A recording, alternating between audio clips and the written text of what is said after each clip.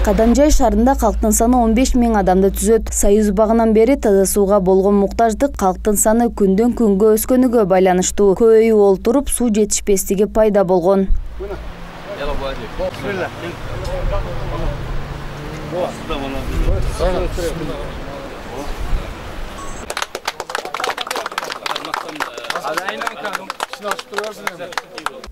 Кадамжай шаарынын тургундарын кубанычка бөлөгөн таза суу долбоору аягына чыгарылып ишке кирди. Тагыраагы араб өнөктөштөрүнүн колдоосу менен калкка таза сууну жеткирүү маселеси чечилип, суткасына 16 сааттан суу бериле баштады.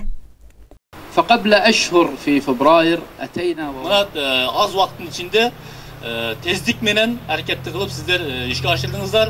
Bu ne düşünürüt? Eldin muhtaçlığı, su olgan muhtaçlığı şındığında aybay zararlı ekendigini bildirir. فبحثنا في أكثر من دولة. Smart Generation коомдук фонду долбоорду ишке ашырууда негизги демөөрчү болгон. 10 620 000 сомго курулуш материалдарын каржылап берген болсо, калган каражат жергиликтүү бюджетинен ажыратылып, долбоордун жалпы суммасы 19 миллион сомду түзгөн. Учурда 9 000 адам үзгүлтүксүз таза суу менен камсыз болушту. Алдыда тагыраагы сентябрь айынан тартып 24 саат бою таза суу бериле баштайт. Булар биздиге бүгүн Smart коомунун менен чогуу бирге иштешип, ошолордун жардамы менен бүгүнкү проект бүтүп жатат. 10 620 000 бүгүн салым кошту алар.